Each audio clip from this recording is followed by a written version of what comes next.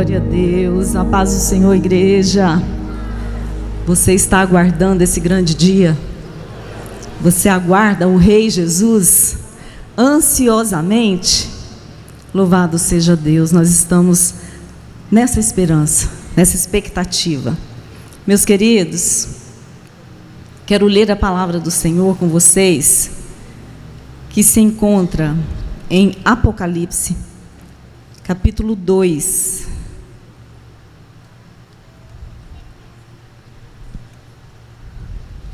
Apocalipse, capítulo 2, nós iremos ler do versículo 1 até o 7. Diz assim a palavra do Senhor: Escreve ao anjo da igreja de Éfeso: Isso diz aquele que tem na sua destra as 7 estrelas, que anda no meio dos 7 castiçais de ouro.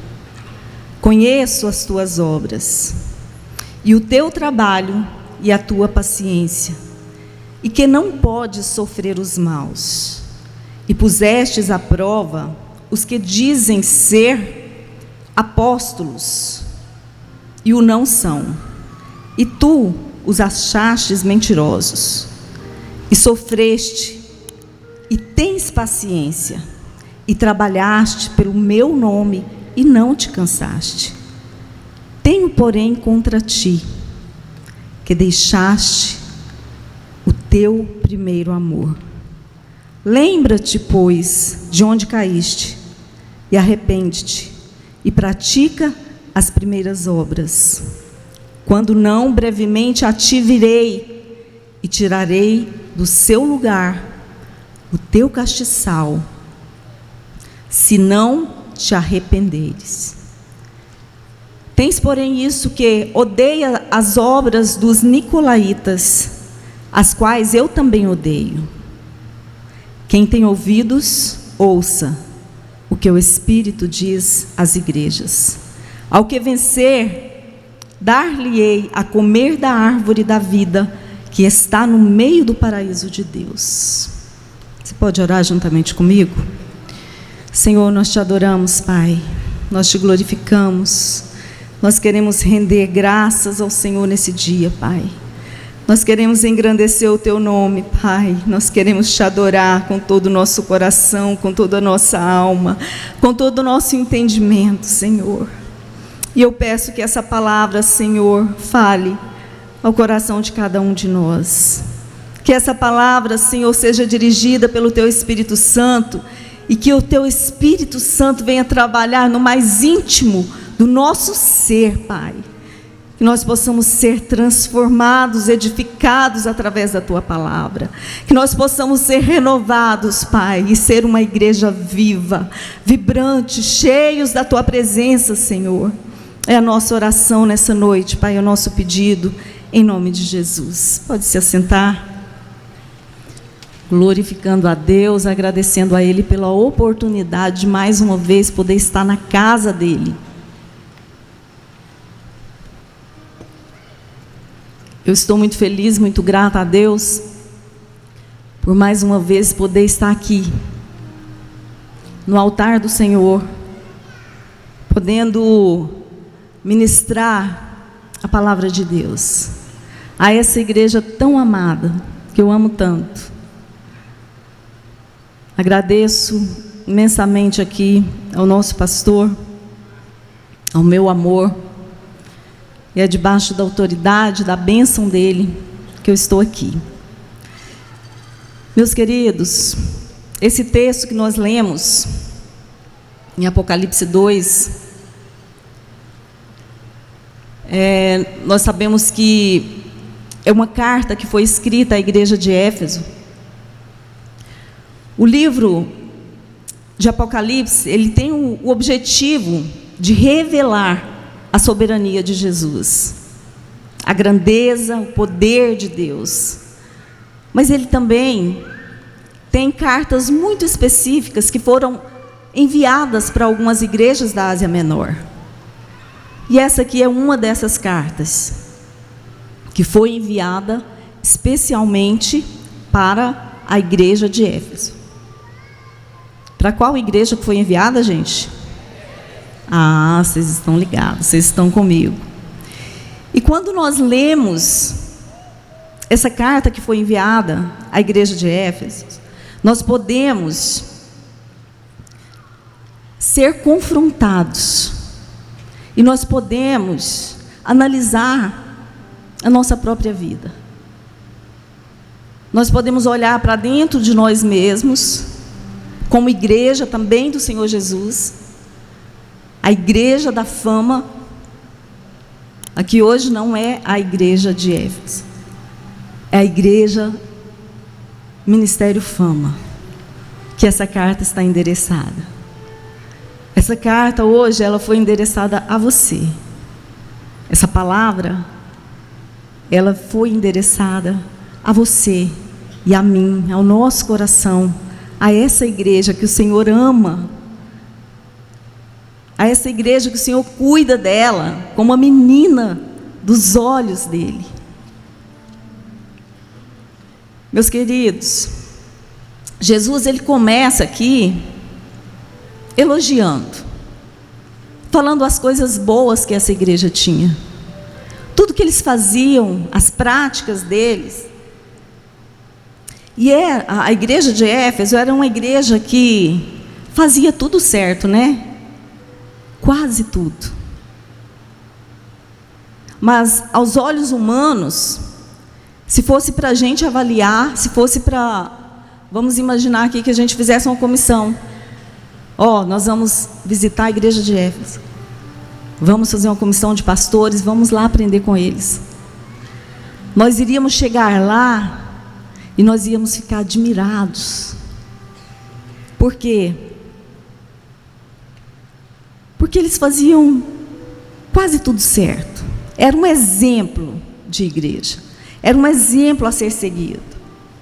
Mas Jesus, ele começa aqui no versículo 2, ele começa dizendo das qualidades dessa igreja, e ele fala assim: olha, eu conheço as suas obras, e o teu trabalho, e a tua paciência. Eles eram crentes que trabalhavam muito na obra do Senhor. Eram crentes ativos, incansáveis. O próprio Jesus disse isso. Eles eram diligentes. Eles não eram aqueles crentes, como se diz, crente de banco, não. Tem gente que fala, não, eu quero ser crente, só crente de banco. É aquele crente que chega na igreja, não cumprimenta ninguém, não olha para ninguém, senta, fica quietinho, termina o culto, antes da bênção apostólica, ele já foi embora. Ele não quer se relacionar, ele não quer ter relacionamentos mais profundos ali na igreja. Ele não quer se envolver no trabalho, ele não quer servir na igreja. Mas lá nessa igreja aqui que nós estamos falando hoje, os crentes não eram assim. Eles eram trabalhadores, eles eram engajados na obra do Senhor ali naquele lugar. E Jesus fala também que eles eram perseverantes. Eles se mantinham firmes, apesar de todas as perseguições que eles sofriam. Nós sabemos que a igreja do primeiro século, ela sofreu uma perseguição terrível. Terrível. Só o fato de você dizer que você era cristão, você já era perseguido. Não precisava de mais nada. Nós sabemos de como a igreja foi perseguida. Eu estou lendo agora aquele livro, o livro dos Mártires. É um livro que eu acho que todo cristão deveria ler. Sabe aqueles crentes cheios de mimimi? Tem que ler esse livro. O livro dos Mártires. Nós vemos o que a igreja passou, o que nossos irmãos sofreram por amor de Cristo. Como eles eram mortos, eles eram pendurados, suas peles eram arrancadas do corpo, eles vivos, eles eram colocados em fogueiras, eles eram colocados como se fosse churrasqueira, assados vivos, por amor a Cristo. E essa igreja vivia esse tempo. A igreja estava ali plantada e sofrendo todas as perseguições, mas Jesus fala que eles se mantinham firmes e eles eram perseverantes. Eles não desistiam diante das dificuldades, estavam firmes ali. Era uma igreja exemplar. Era uma igreja exemplar. No versículo 2, fala também: sei que você não pode tolerar homens maus, que pôs à prova os que dizem ser apóstolos, mas não são, e descobriu que eles eram impostores. Vocês percebem que essa igreja ela era zelosa. Eles sabiam identificar os falsos mestres. Eles tinham conhecimento bíblico. Porque a gente só sabe identificar as falsas doutrinas, a gente só sabe identificar os falsos mestres quando nós conhecemos a palavra de Deus. Essa igreja era uma igreja que tinha conhecimento bíblico também. Olha, aqueles que dizem ser apóstolos, que dizem ser mestres aí, vocês identificaram eles como impostores. Jesus bate palma para eles: olha, muito bem, vocês fizeram muito bem. No versículo 3 diz assim: você tem perseverado e suportado sofrimentos por causa do meu nome e não tem desfalecido. Eles estavam firmes, perseverantes. No versículo 6 fala: odeias as práticas dos nicolaítas, as quais eu também odeio. Eles odiavam as coisas que Deus odiava. As doutrinas falsas dos nicolaítas, eles não aceitaram. Eles combatiam essas doutrinas. E Jesus faz menção disso. Nós podemos olhar para essa igreja e pensar: quão maravilhosa é essa igreja. Quem aqui não gostaria de congregar nessa igreja, hein?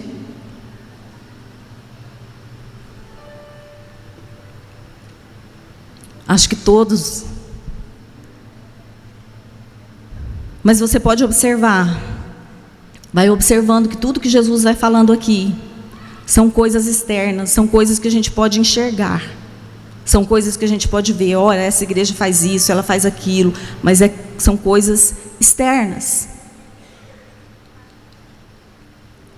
Eles eram ativos, atuantes, teologicamente corretos. Muitos sonham, muitas igrejas sonham ter esse renome que a igreja de Éfeso tinha. E o próprio Jesus fazendo menção, dando testemunho disso. Uau! Que igreja maravilhosa!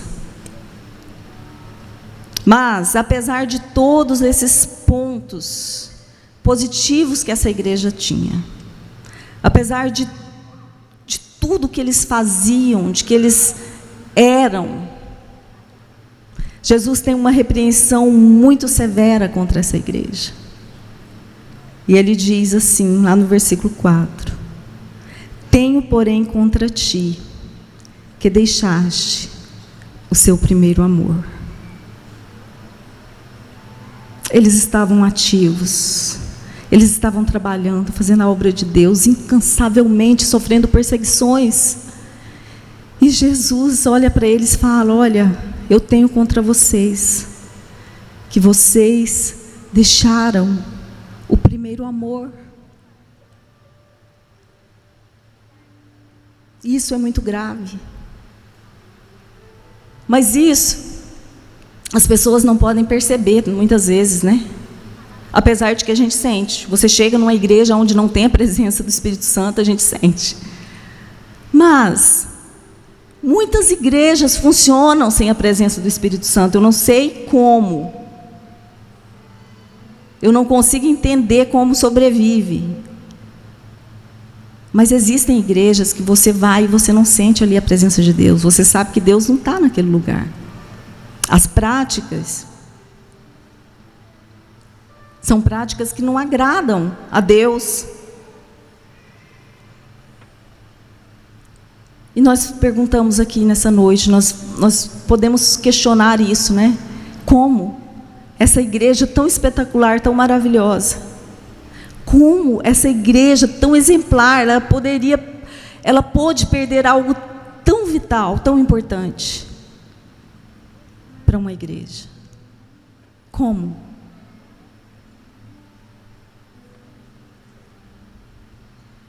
Jesus disse que ela havia perdido o primeiro amor. E o que é o primeiro amor?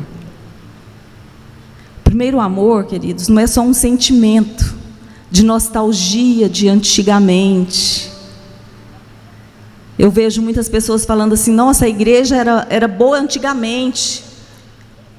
Quando a gente chegava, a igreja de chão batido, a igreja era assim, a igreja era muito simples. Naquele tempo passado, a igreja era boa. Nostalgia, né? Nostalgia. Isso não é o primeiro amor. Primeiro amor é a paixão por Jesus. É amar Jesus. É ter Jesus no centro. É ter Jesus no centro. É uma igreja que tem Jesus no centro dela. Que tudo que acontece é para a glória dele. Todo o trabalho que é feito é para glorificar a Deus. Toda obra que é feita é para a glória de Deus. Essa paixão por Jesus, esse amor por Ele, é uma igreja que não consegue ficar longe dEle. É uma igreja que tem prazer de estar na presença do Senhor Jesus. É uma igreja que tem prazer de orar. É uma igreja que se deleita lendo a palavra de Deus. Não é por obrigação. Eu preciso ler a Bíblia hoje. Hoje eu tenho que ler, eu tenho que cumprir essa tarefa diária. Não, é por deleite, querida, é por prazer. É você ler aquela palavra, e aquela palavra falar com você no profundo do seu coração, no profundo da sua alma. Isso é o primeiro amor, queridos. Primeiro amor, quando nós entendemos e obedecemos o maior mandamento, que é amar a Deus sobre todas as coisas. O primeiro amor é Deus, Ele ser o primeiro em tudo na nossa vida. Antes de tudo. Antes da nossa família. Antes da empresa, antes do trabalho, antes de tudo. Esse é o primeiro amor. A palavra já diz primeiro amor. Primeiro amor. É antes de tudo. É quando nós obedecemos esse primeiro mandamento e maior mandamento: amarás o Senhor teu Deus de todo o teu coração, de toda a tua alma, de todo o teu entendimento e de todas as tuas forças. Esse é o primeiro amor, queridos, que aquela igreja havia perdido.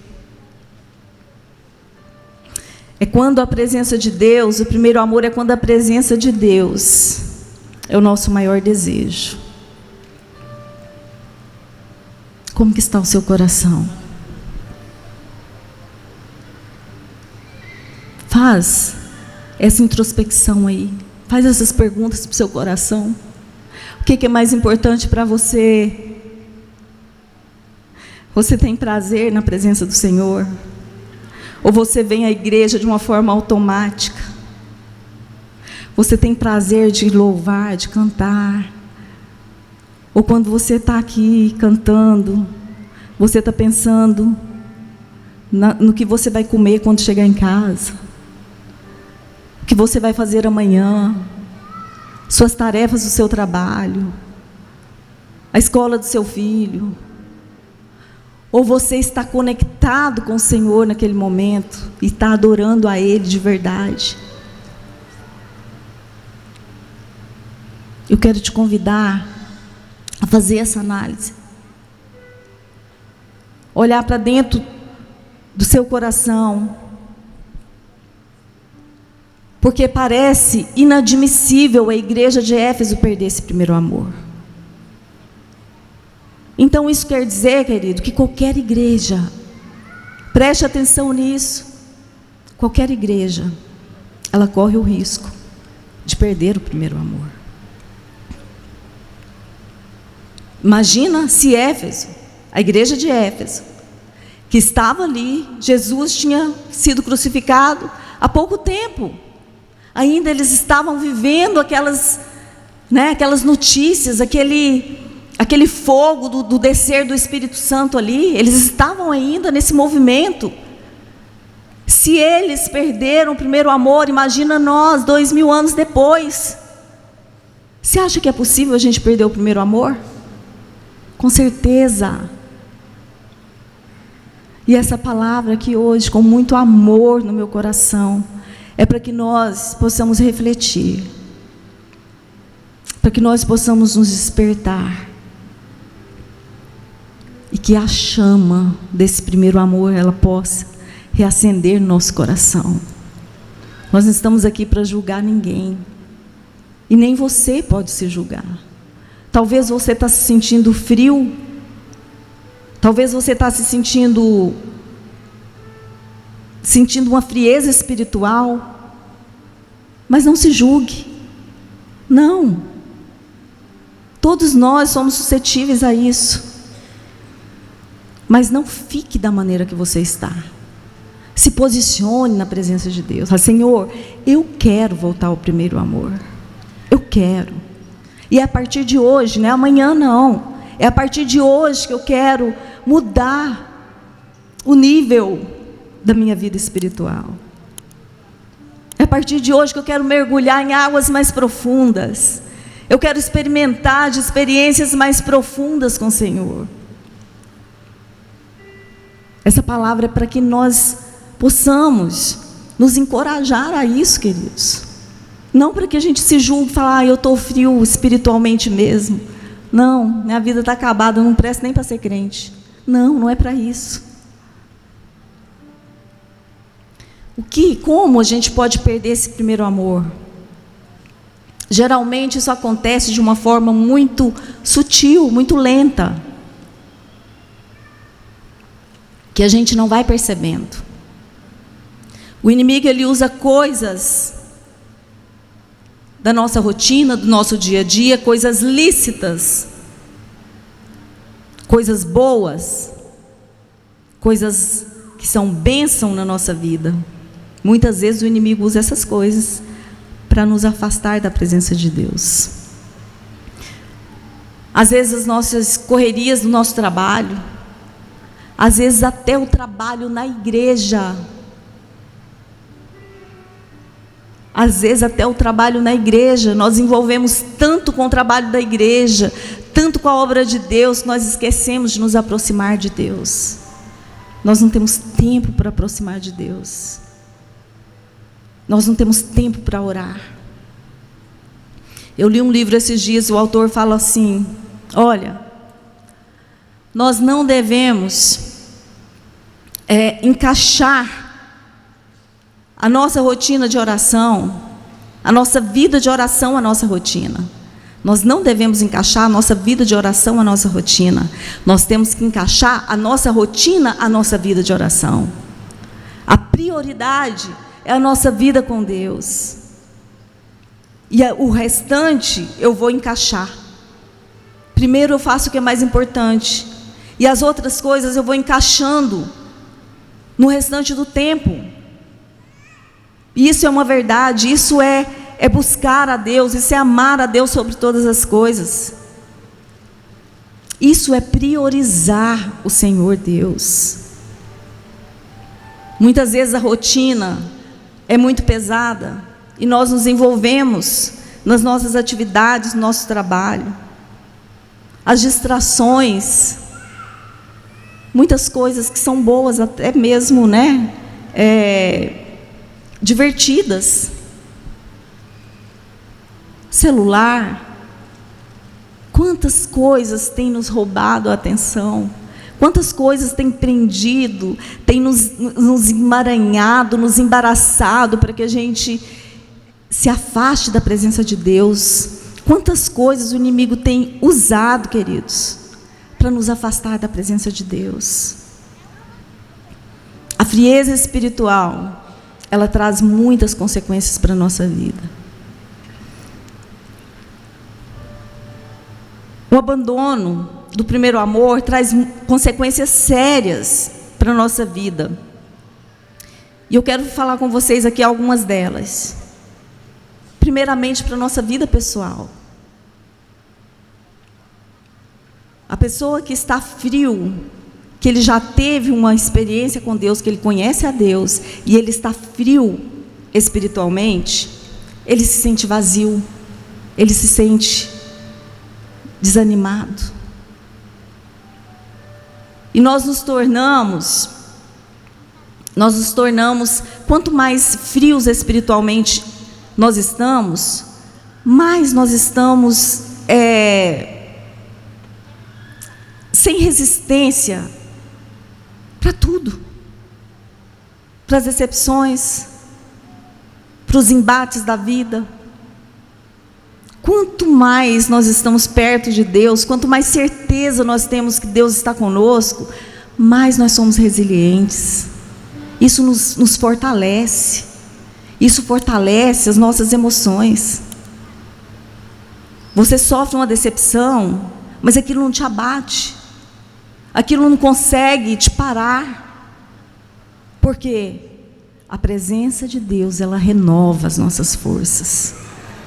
Nos dá ânimo, nos dá alegria, nos dá prazer de viver. Então a nossa vida pessoal, ela é prejudicada.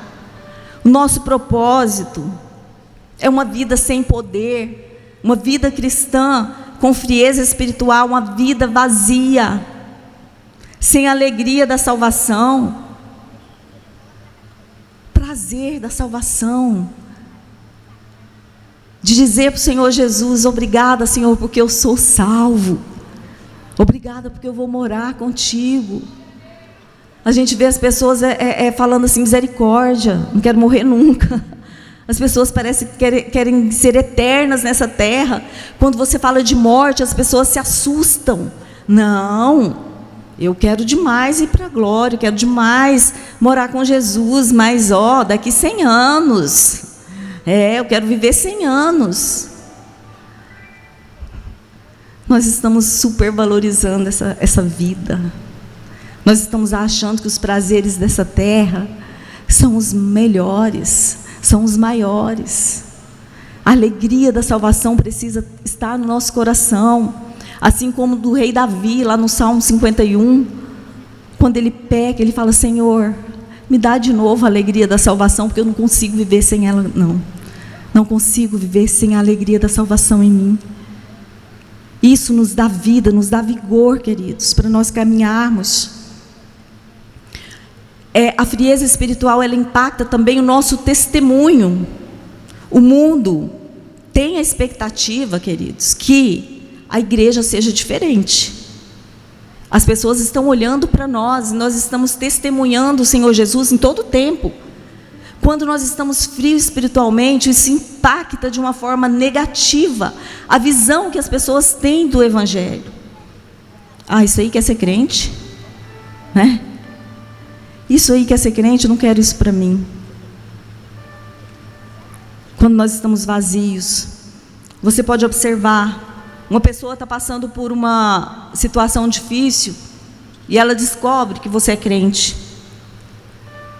Logo ela pede uma oração: você pode orar por mim? Estou passando por isso, estou passando por aquilo. Porque a expectativa dela é que você tenha algo para oferecer, que você tenha o poder de Deus na sua vida para orar e Deus fazer algo na vida daquela pessoa, Deus realizar um milagre na vida dela. O nosso testemunho, então, ele é impactado também. E a igreja também, ela é impactada pela frieza espiritual. Lá no versículo 5, diz assim: se não se arrepender, virei a você e tirarei o seu candelabro do lugar dele. Nós sabemos que o candelabro aqui, antes, né, no final do capítulo 1, a Bíblia ela explica o que significa esse candelabro. E o candelabro, ele representa a própria igreja do Senhor Jesus.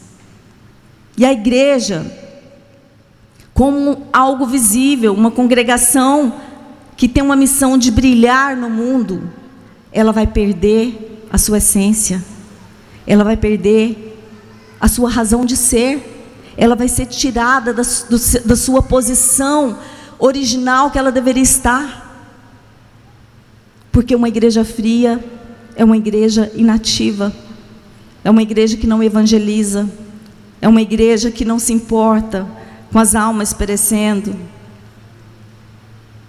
Então isso impacta também toda a igreja.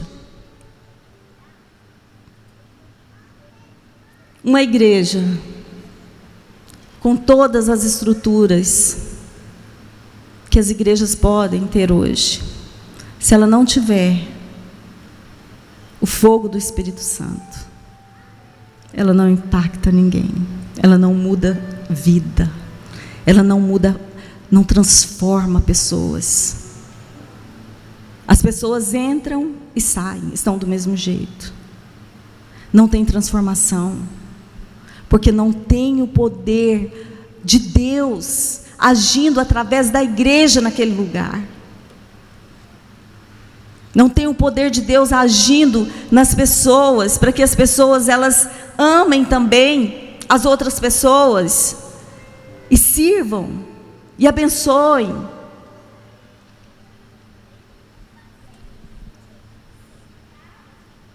Uma igreja sem o poder, sem o fogo do Espírito Santo, ela é uma igreja vazia. Ela se torna uma instituição apenas. Mas vamos olhar aqui no versículo 5. Existe aqui um chamado ao arrependimento. E o arrependimento, o versículo 5, diz assim, lembra-te, pois, de onde caíste e arrepende-te. É um chamado ao arrependimento. E o arrependimento, meus irmãos, não é apenas um remorso, é uma mudança de atitude, é uma mudança de mente, é uma mudança de direção. O arrependimento é uma mudança de direção. Você estava indo para cá, você se arrependeu? Não, agora meu caminho é para cá. É mudança de vida. Jesus, ele fala para essa igreja, olha, se arrepende. Vocês estão fazendo tudo bonitinho, parece que está tudo certo, mas vocês esqueceram e deixaram o primeiro amor. Então, se arrepende. Observe o que vocês faziam antes. Volta lá onde você caiu. Observa como que era antes, quando você sentia a minha presença. E volta a praticar as mesmas obras que você praticava antes. É isso que Jesus está dizendo aqui para eles. E quando nós dizemos a palavra arrependimento, ela nos lembra do pecado, ela nos lembra que nós estamos em pecado. E quando nós esquecemos o primeiro amor, nós estamos em pecado. Porque o maior mandamento é amar a Deus sobre todas as coisas. Quando nós não cumprimos esse maior mandamento, nós estamos em pecado. Mas a palavra arrependimento também, ela nos dá esperança. Ela nos traz esperança. Porque nós sabemos que se nós nos arrependermos, o Senhor, Ele está pronto para nos perdoar. Ele está pronto para começar tudo de novo. Não é como um relacionamento de um marido e uma mulher que um traiu o outro, aí depois faz as pazes, aí fica jogando um na cara do outro, mas você fez isso, mas você me traiu. Não, com Deus não é assim, queridos. os nossos pecados ficam no esquecimento. Ele olha para nós e nós somos justificados diante dele, através do arrependimento, através do perdão, através da cruz. Nós somos justificados e é uma nova história, é um novo relacionamento quando nós nos arrependemos. Não é aquele relacionamento onde fica lembrando as coisas antigas. Então a palavra arrependimento nos traz a nossa memória, a esperança também. Reconheça diante de Deus que o amor por Ele no seu coração pode ter esfriado. Reconheça hoje diante dEle, se arrepende. Coloque isso na presença de Deus, meu querido. Coloque isso na presença do Senhor Jesus hoje. Peça para que o Senhor te perdoe e mude a rota. Comece a praticar as coisas que você praticava no passado, quando você sentia o prazer da presença de Deus. Identifique o que foi roubado no seu coração. Peça o Espírito Santo para te ajudar. Lembre-se de onde você caiu.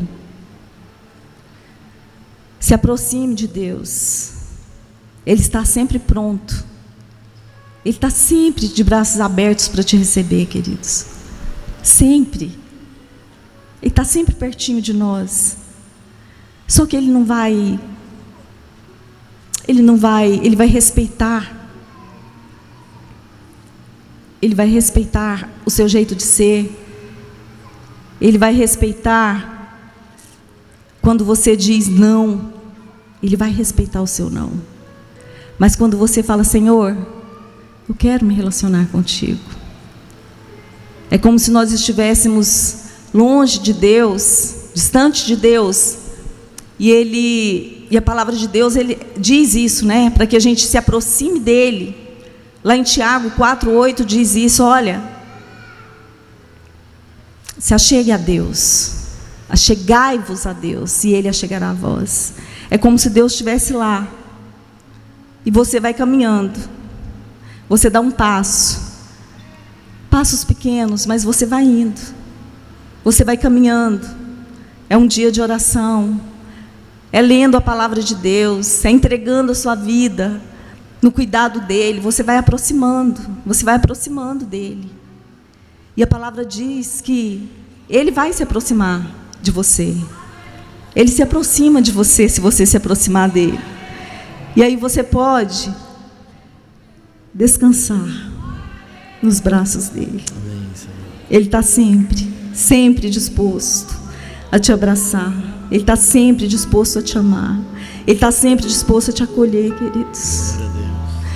Ele está sempre com um coração cheio de amor por você. E Ele quer sentir o nosso amor por Ele. Quero te convidar para estar de pé nesse momento. E eu quero te convidar para que você feche os seus olhos, para nós fazermos uma oração agora. Coloque a mão no seu coração. Feche os seus olhos. Eu gostaria que você cantasse essa canção como uma oração nesse momento. Faça essa oração. Quero voltar ao início de tudo, encontrar-me contigo, Senhor. Quero rever meus conceitos, valores. Eu quero reconstruir. Vou regressar ao caminho. Vou ver as primeiras obras, Senhor.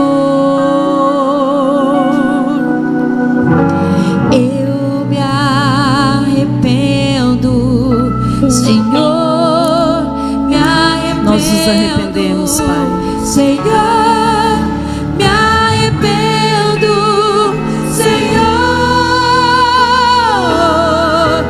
Eu quero voltar ao primeiro amor, ao primeiro amor.